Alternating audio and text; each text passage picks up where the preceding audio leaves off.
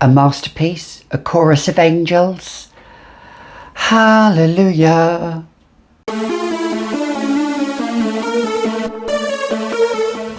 Hi, I'm Gabby and welcome back to another edition of The Fragrantician, where here on this channel we talk about nothing but fragrances. So if that's your eau de toilette or your eau de parfum or your extrait de parfum, you know what to do. So in this edition today we are talking about some would consider a masterpiece, and too rightly so, and I think this is a masterpiece, and my cohort is on me today because he won't leave me alone, will you? He's drooling. That's how happy he is, aren't you? How happy you are. So, let's get on with the video. So what did I purchase? Well, I purchased it through sampling it, and boy, yes. As Meg Ryan in When Harry Met Sally would say, yes, I know that feeling. We all know that feeling. But what is it? Well, it's this little one.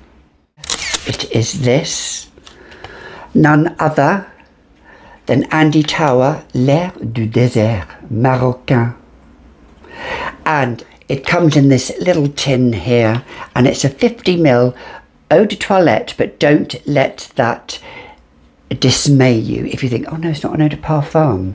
Let me tell you about this fragrance in all its glory. It is a 50ml hexagonal with the Tower logo on here, and it is handmade according to the card in Switzerland, and I think that is Andy Tower's signature, which is actually written on that came with it. I don't think it is a reprinted version. I think it's the actual card itself signed. So that's a lovely little touch, and it does say handmade in Switzerland. Yes, it does, doesn't it? Fait à la main, yeah, fait à la main en Suisse. And it is a 50ml eau de toilette intense. Now, L'air du désert marocain, let me tell you, I first actually heard, it kind of brought my attention when Erin Sullivan Fragrance Beauty spoke about this fragrance, and when it was spoken about also in our Christmas song, which a load of us did from across the pond and here in the UK, and it was spoken about then, and I will say, this is a hefty knob. We do like a hefty. Do you like a hefty knob? I do. I certainly do. As I've got older, a hefty knob is a prerequisite in a woman or a man's life nowadays. But anyway, this hefty knob, which comes off, so you put it on and you're never ever going to drop it. So it's ergonomically, is that the word? Ergonomically good? Yes, you agree, don't you, Claude? In the top, we have coriander, petitgrain, cumin and lavender.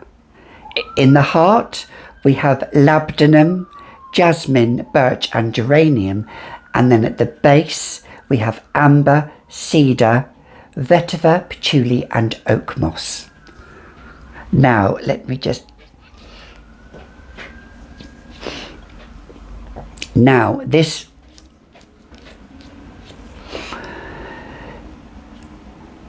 Now, when I first sampled this, I didn't really know what the notes were all about, but looking at the notes,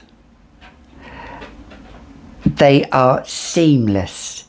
If you're worried about cumin, or if you're worried about lavender, or if you're worried about amber, or if you're worried about coriander, if you're worried about those notes and you think to yourself, I'm not sure if I'm actually going to really like that, you may well be wrong, because this fragrance, the notes are blended so seamlessly that on my skin, in my opinion, I would consider it as a masterpiece because of that.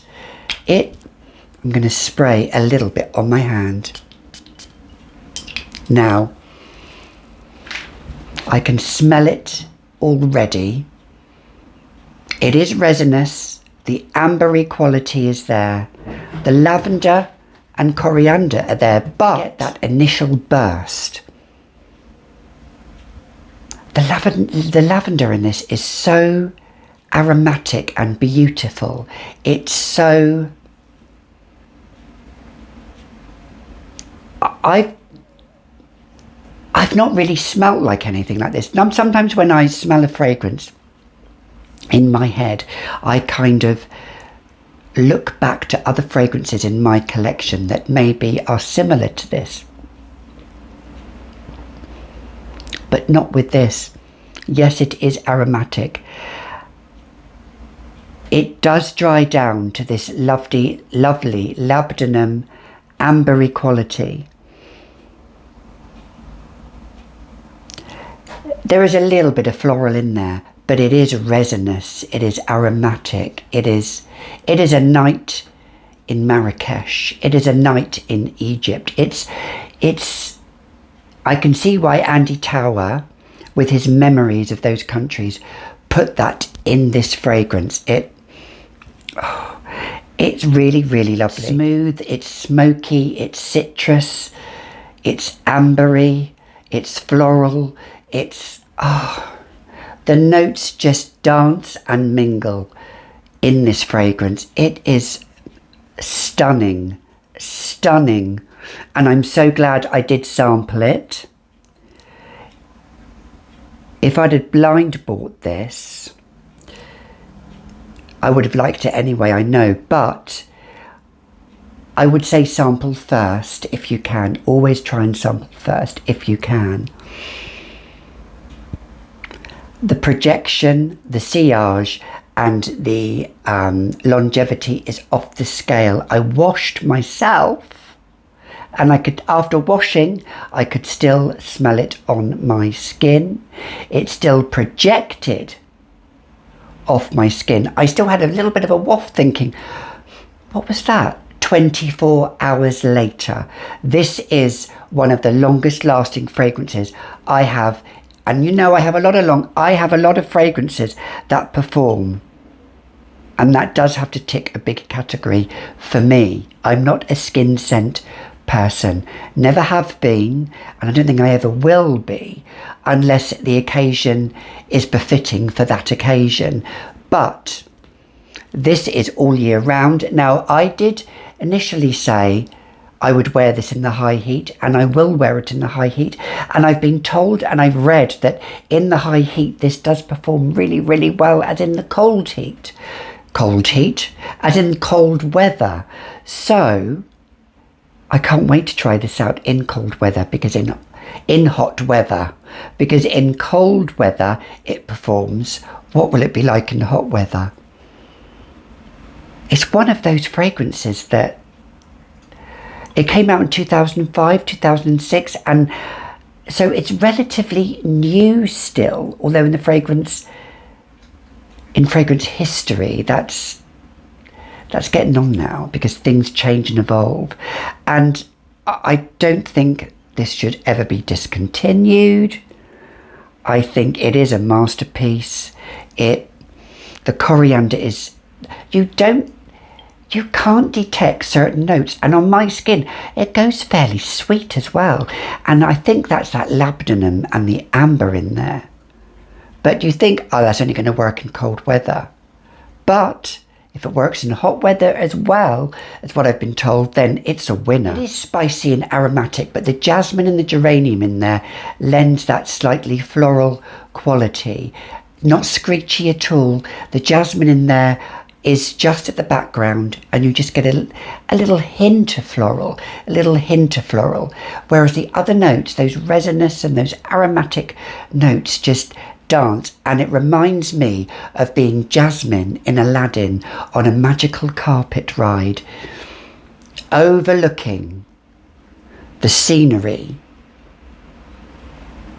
over Cairo city, over a desert, over the Nile, and just lingering. I think because of the spices, when it does dry down, it does have a slightly sweet scent to it. There's a bit like a cookie, but it's just stunning, absolutely beautiful. You could wear this at Christmas, you could wear this all year round, and when I did wear this, it garnished me so many compliments. I was at work when I wore this, and the scent trail it gave was just breathtaking. I could smell it as I was walking, and it was wafting up behind me as well. That's how beautiful this is. That's how good this scent performs. These are those spices you think it's going to be dry, and it isn't really. It's, as I said, it's seamless, because the aromatic qualities and slightly fruity resinous qualities of this fragrance lends it to being a little bit more succulent, if that's the word, a little bit more unctuous. I love that word, unctuous. It's like a oh, if they did this in a body cream, oh my gosh, your skin would feel unctuous. You feel really, this scent makes me feel like I have arrived, and it's one of those scents, you have arrived, but it's so, I think, befitting in any situation, in my opinion. So don't think, oh, I'm just going to wear this as dressing up fragrance. You could, but you could easily wear this as an everyday fragrance. It could easily be somebody's signature. So that was my review on Andy Tower L'Herbe du Désert Marocain. What are your favourite Andy Tower fragrances? Do you like to own this? Would you like to own this? Have you owned this? Do you love it? Do you hate it? Have you been enticed? Comment down below. But until next time, I'll see you all in the next video. And always, always spray with gay abandon. Bye for now.